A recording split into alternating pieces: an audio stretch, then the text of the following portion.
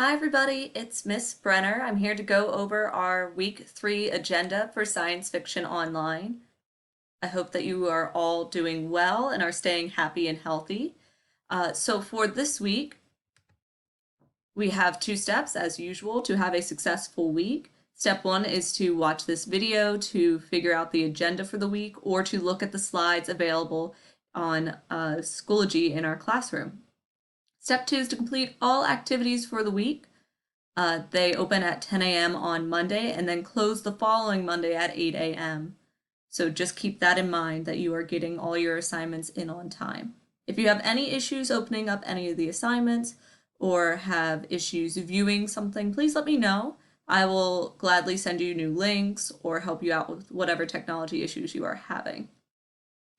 All right, so as per usual, we've been over the grading policy, so I'm probably going to move on past that, but just remember that we're trying to avoid having zeros in the grade book. So if you see one of these symbols like EX for excused, I for incomplete, NG for not yet graded, or NS not submitted, you might want to contact me and see what you can do to improve your grade. All right, we've been over the grading examples. Let's talk a little bit about the overview for this week. So we're going to be talking about literary notes to support your understanding of the play, and we're going to start reading Midsummer Night's Dream by William Shakespeare. The model objectives are that you're going to learn new literary terms, character names, character information, and elements of plot for this play. So you should be able to identify characters based on plot moments, reference characters by name, identify and analyze characters with bias and empathy. So, essential questions: how do characters' strengths and weaknesses play a major role in their actions throughout Act 1? And how do the characters' positive and negative behaviors move the plot forward? We're going to really focus on what makes a character tick and how we analyze them and why the author may have written the character in that way. All right, activity 1 is Shakespeare terms and literary terms. So there are going to be ed puzzles and quizzes. If you've ever used quizzes before, is like a homework review helper that allows you to go through flashcards in like a quiz format, and it gives you feedback. So step 1 is to complete Shakespeare literary terms and notes. You're going to then demonstrate knowledge of Shakespeare terms and review plot terms using quizzes. So you'll get a PDF copy of different common terms that are used in Shakespeare literature, and then you can review them using quizzes.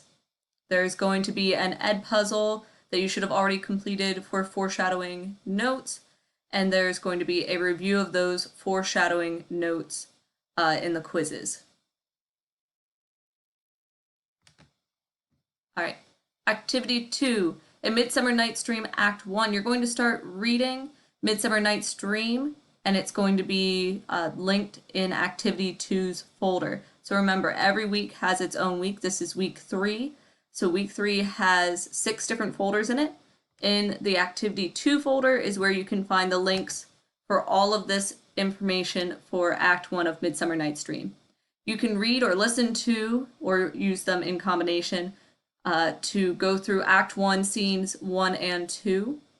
Both links for the PDF copy and for the videos are in that file. Use the web links, and then complete Midsummer Night's Dream, Acts 1 and 2, Scenes 1 and 2, writing prompt, which is in the Week 3 Activity 2 folder. All right, Activity 3 for Week 3, A Midsummer Night's Dream Act 2. It's obviously located in the 3rd folder, and all the links are available there. So, read or listen to Act 2, Scenes 1 and 2. The videos are linked there, and the PDF is linked there. It's in the Activity 3 folder for Week 3. There's a lot of numbers going on.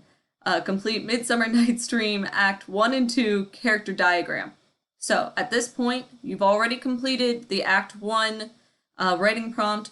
You're going to move on to the Acts 1 and 2 character diagram that you are going to fill out to get a good idea as far as how characters are related, how characters interact, and where the plot seems to be going.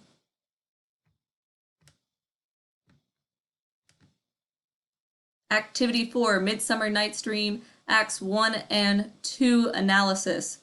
So, in the Activity 4 folder, you're going to answer 3 questions in a writing prompt assignment about the elements of plot within Acts 1 and 2 of A Midsummer Night's Dream. And then I list for you the 3 questions that you can find in that writing prompt. So let's talk about those for a second. These are the different analysis questions. You must answer all 3 in the writing prompt. Many contemporary productions of the play cast the same actor in the role of Theseus and Oberon, and also Hippolyta and Titania. What does this suggest about the functions of these characters in the play? How are Hippolyta and Titania similar and or different? And then how are Theseus and Oberon similar or different? So that is going to be the first analysis question. Second one is the play presents several different couples, Theseus and Hippolyta, Hermia and Lysander, Helena and Demetrius, Hermia and Helena. Remember, not all of these are romantic relationships. Some of them are friend-based relationships, relative-based relationships, Hermia and Aegeus, for example, and Titania and Oberon.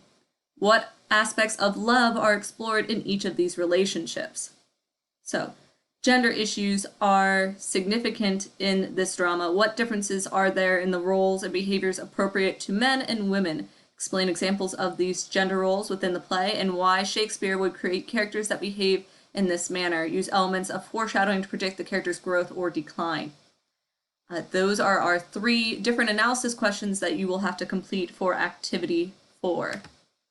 Activity 5 is going to be your quiz for the week for Acts 1 and 2. I do give a study guide, so you'll be able to access that in the Activity 5 folder. It's a PDF copy. It's simply just questions and things that might be on the quiz and suggestions for things to look back on before taking the quiz. When you take the quiz, do know it is only on Acts 1 and 2, and it is available on Schoology in the Activity 5 folder. It is a one-time quiz, so just keep that in mind as well.